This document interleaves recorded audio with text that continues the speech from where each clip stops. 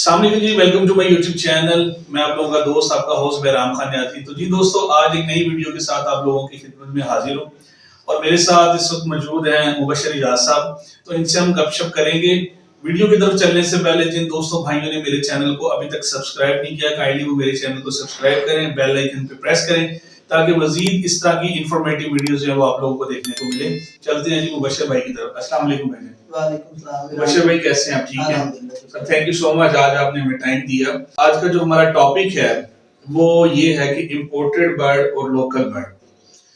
तो हमारे देखने वाले जो व्यूवर्स हैं, आज इनको बताएं कि लोकल बर्ड में क्या डिफरेंस है और इम्पोर्टेड बर्ड में क्या डिफरेंस है। बेराम भाई, सबसे पहले तो शुक्रिया, आपने टाइम निकाला, आप आए, आप एक पॉजिटिव रोल प्ले कर रहे हैं। Thank you so much, thank you so much को प्रमोट करने में, इस हॉबी को प्रमोट करने में, तो आपका सबसे पहले शुक्रिया। इसके बाद सर जी, जो आज का टॉपिक है हमारा, देखें कोई भी बर्ड है, सबसे पहले तो हमें उसके इन्वायरमेंट का पता होना चाहिए कि वो किस इन्वायरमेंट से हमारे पास आ रहा है। बिल्कुल है। जिस भाई से भी हमने लिया है, जिस ब्रीडर से लिया है, वो वहां पर उसकी बर्ड कीपिंग किस तरह की थी, वो कैसा एटमॉस्फेयर बर्ड को दे रहा था, उसका टेम्परेचर क्या था शेड का। जब भी हम कोई इंपोर्टेड बर्ड लेते हैं, एक तो हमें उसकी पेडिग्री का नहीं पता होता, बिल्कुल ठीक। उसके बाद हमें जिस भी सिटी से वो बर्ड आया, जिस कंट्री से आया, हमें उसकी किसी चीज का कोई नॉलेज नहीं होता कि वहां पर टेम्परेचर क्या है, वो सीड में क्या देते हैं, उनका डाइट प्लान क्या था, उनकी पेयरिंग्स क्या है, हमें कुछ नहीं पता होता। बिल्कुल। सबसे बड़ा लॉस तो ये होता है जब बर्ड हम यहाँ पर लेकर आते हैं हमारे पास, वो 70 to 80% सर्वाइव ही नहीं करता। किस वजह से सर्वाइव नहीं कर पाता? सर, एक तो देखें, सबसे पहली रीजन आ जाती है एटमॉस्फेयर की। बिल्कुल ठीक है। हम कराची से ही पंजाब में बर्ड ले आते हैं तो हमें उसको भी काफी हद तक कवर करने के लिए टाइम लगाना पड़ता है। तो जब हम आउट ऑफ कंट्री लाते हैं बर्ड, एक तो वो स्ट्रेस में आ जाता है इतना लंबा ट्रैवल करने के बाद से। उसके बाद सबसे पहला चेंज जो आता है हमारे एटमॉस्फेयर में आ जाता है, वेदर चेंज आ जाता है, पानी भी चेंज हो जाता है, जगह भी चेंज हो जाती है, डाइट सारे कुछ बीच में इसी तरह के इश्यूज आते हैं। इसलिए हम अवॉइड करते हैं कि इम्पोर्टेड बर्ड ना लगाया जाए। उसके बाद जब ब्रीड के अंदर हमारे पास रिजल्ट्स आते हैं तो वो भी मैक्सिमम ऐसे होते हैं कि उसके अंदर किसी न किसी चीज की कोई भी हाइब्रिड म्यूटेशन ऐड की होती है, तो वो बर्ड में हम जो रिजल्ट लेना चाह रहे होते हैं, हमें वो रिजल्ट नहीं मिलते। मुबशर भाई, ये तो आपने इंपोर्टेड बर्ड के बारे में बता दिया, लोकल बर्ड के बारे में जरा बताएं, उसमें क्या डिफरेंस है, फिर इन दोनों की जो नुकसान और फायदा है ये बताइएगा। सर जी, लोकल बर्ड का देखें बेनिफिट ये है, एक तो हम जिस ब्रीडर के घर से लेके आते हैं, हम जब बर्ड लेने जाते हैं तो काफी सारी चीजें खुद ही जज कर लेते हैं। बिल्कुल ऐसी है। उसके बाद हमें कोशिश करनी चाहिए कि ब्रीडर का अपना क्लोज बैंडेड बर्ड लें, ताकि हमें पता हो कि वाकई इसके घर का है, जो ये पेरेंट्स हमें बता रहा है वही इसके पेरेंट्स हैं कल को, ताकि हम किसी भी किस्म का क्लेम कर सकें उससे। हम क्लोज बैंडेड बर्ड लेंगे, उसमें हमारा भी फायदा है, ब्रीडर भी कल को कुछ हमें नहीं कह सकता। मैं एक चीज आप लोगों को बताता चलूं कि इन्होंने अभी क्लोज बैंडेड का जिक्र किया, तो इसको हम आम जुबान में कहते हैं क्लोज रिंग और लूज रिंग। क्लोज रिंग ये होता है कि जो पैदाइशी बच्चे को डलता है, और जो लूज रिंग होता है वो जब बच्चा बड़ा भी हो जाता है तो उसको भी आसानी से वो चढ़ जाता है। ऐसी है वो जी, ऐसी है सर। तकरीबन 15 से 20 दिन का बच्चा जो होता है उसे क्लोज बैंडेड रिंग हम पहनाते हैं।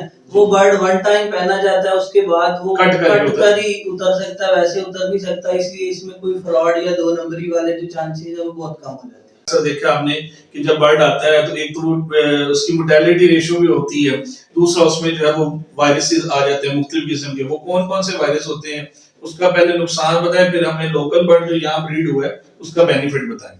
सर जी, बर्ड देखें, जब भी किसी के शेड से आता है ना, हमें नहीं पता उसके शेड में क्या बीमारियां चल रही हैं। इंपोर्टेड बर्ड आता है, उसमें आजकल बड़ी हिट लिस्ट पर है एक पुलियामा वायरस आया हुआ है। इस तरह के डिफरेंट वायरसेस हैं, वो सारे के सारे मैक्सिमम हमें इंपोर्टेड बर्ड से ही आते हैं। ये सारे मसाइल जब से इंपोर्टेड बर्ड आना स्टार्ट हुए हैं ज्यादा, उस टाइम से ही हम देख रहे हैं, फेस कर रहे हैं, क्योंकि हमें पता नहीं होता कि ये इंपोर्टेड बर्ड है। बहुत सारे लोग हैं वो इंपोर्टेड बर्ड मंगवाते हैं, वो अपना होम ब्रीड बर्ड करके सेल कर देते हैं। इसलिए प्रेफर किया जाता है कि उसके क्लोज बैंडेड रिंग। आपने कहा जी लोकल बर्ड को प्रेफर करना चाहिए, उसका बेनिफिट क्या है?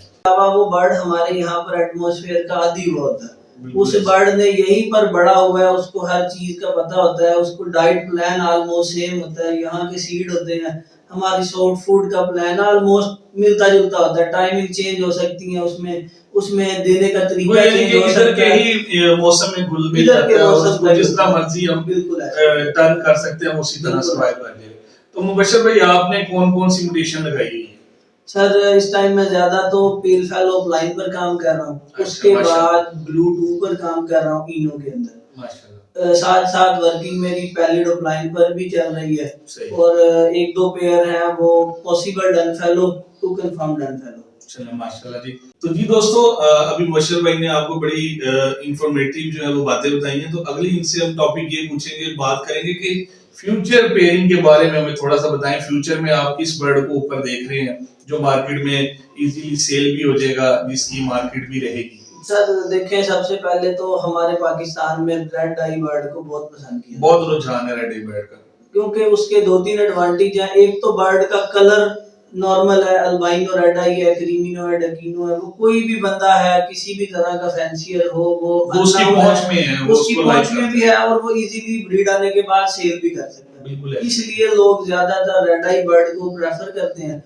इसके अलावा बाकी सर आने वाले टाइम में म्यूटेशंस के अंदर जाएं अगर हम, तो पेल फेलो ऑफलाइन का बहुत ट्रेंड है, इस टाइम डिमांड है मार्केट में।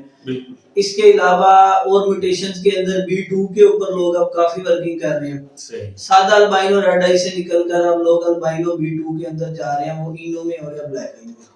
इनके जो अक्सर हम रेट्स की भी बातें करते हैं कि अल्बाइनो गिर गया, अल्बाइनो 5000 पे आ जाएगा, इस तरह हो जाएगा, तो आप क्या देख रहे हैं अल्बाइनो के रेट को, क्रीमिनो के, डेकिनो के, पेल फेलोस के रेट्स को क्या देख रहे हैं आने वाले? सर देखें, जब भी कोई बंदा स्टार्ट लेता है ना बर्ड में, उसकी कोशिश होती है मैं अल्बाइनो रेड आई से स्टार्ट करूं, बिल्कुल ऐसे। उसकी डिमांड इस टाइम इतनी है कि हम अपना जो ब्रोकर है उसकी डिमांड भी पूरी नहीं कर पा रहे, ऐसे ही बिल्कुल। तो इसलिए अल्बाइनो रेड आई का रेट अप डाउन होना कोई मैटर नहीं करता, वो तो मार्केट में जितनी डिमांड और सप्लाई होगी उसी के हिसाब से चलता है। मैंने आज से कोई 3 से 4 साल पहले कोविड के डेज में 3000 में भी अल्बाइनो रेड आई किया, और जो पिछला सीजन गया इसमें 15000 में भी बच्चा परचेज किया।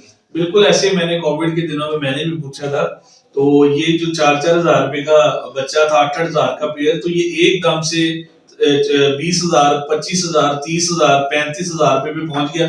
इस वक्त जो अच्छा रेडी टू ब्रीड पेयर है वो आपको तकरीबन 45 to 50 का मिलेगा, अच्छी ब्लड लाइन का। तो मुबशर भाई इंशाल्लाह आपका विजिट भी करवाएंगे शेड का, तो उसमें भी आपसे हम पूछेंगे। तो जी दोस्तों मुबशर भाई के शेड में आ गए हैं। मुबशर भाई आपने बड़ा मुख्तसर सा सेटअप लगाया हुआ है, इसकी क्या वजह? सर मैं इसके साथ साथ चिल्ड्रन हॉस्पिटल में जॉब करता हूँ। अच्छा, वेरी गुड। तो मेरे पास इतना टाइम नहीं होता कि मैं बर्ड को बहुत ज्यादा टाइम दे सकूं। अच्छा। इसलिए मैं अपना सेटअप जानबूझकर शॉर्ट करने के साथ साथ क्वालिटी के ऊपर काम करता आ रहा हूँ। बर्ड एक्सटेंड करने की बजाय मेरी कोशिश होती है मैं क्वालिटी अच्छी ले लूं और अगली म्यूटेशन पर चला जाऊं। तो मुबशर भाई ये इधर इस पेयर की तरफ आते हैं, जरा हमारे देखने वालों को बताएं जी इस पेयर के बारे में। सर ये क्रीमिनो टू डकीनो का ब्रीडर पेयर है मेरा लास्ट ईयर का, ये ब्लू 2 की वर्किंग के लिए रखा हुआ है। अच्छा, और ये? सर ये पैलिड सिपलेट ओपलाइन का मेल है। अच्छा, इसके साथ पार ब्लू ओपलाइन की फीमेल है। पैलिड ओपलाइन की वर्किंग का ये पेयर है। और ये जो नीचे पेयर है जी? सर ये पॉसिबल ब्लू है, कमर्शियल बर्ड है, albino red eye to albino split. ये टेस्टिंग पे लगाया हुआ आपने? ये टेस्टिंग के लिए लगाया। और ये वाला? इसी तरह सर ये भी ब्लू पॉसिबल के बर्ड हैं, 4 पेयर हैं ये अल्बाइनो रेड आई टू सिपलेट के, इनमें एक एक बर्ड पॉसिबल है। अच्छा, तो टेस्ट ब्रीड पर है सर। और इसमें कौन सा पेयर है, इसको जरा निकालें बाहर। सर इसमें ब्लू पेल फेलो अच्छा का मेल है और green opaline split pale fellow की फीमेल है। और ये जो नीचे है ये सर ब्लू 2 की फीमेल है, अल्बाइनो रेड आई ब्लू 2 कंफर्म। अच्छा, और इसके साथ डेकिनो का मेल है ब्लू 2 प्रोड्यूस करवाने के लिए। माशाल्लाह। और ये वाला? सर ये पार ब्लू पेल फेलो का मेल है और साथ इसके green opaline split pale fallow split B1 B2 की फीमेल है। और ये वाला पेयर? सर ये पेयर ग्रीन पेल फेलो, इसके साथ ब्लू फिशरी split opaline split pale fallow, ये लास्ट ईयर का ब्रीडर पेयर है। जी मुबशर भाई इस पेयर के बारे में बताएं, आपने भी जिक्र किया था डन फेलो का, तो इसका बताएं। बॉस इनमें से एक bird confirm split dun fallow split blue का है। अच्छा। दूसरा बर्ड पॉसिबल डन फेलो का है, ये मैंने लाहौर से मंगवाया था, एक ब्रीडर है उनसे, तो ये टेस्ट ब्रीड पर लगाया हुआ है। तो जी दोस्तों, ये था मुबशर भाई के शेड का विजिट। उम्मीद करता हूँ आज की मेरी ये वीडियो आपको पसंद आई होगी। लाइक कमेंट शेयर करके जरूर बताइएगा। अल्लाह हाफिज।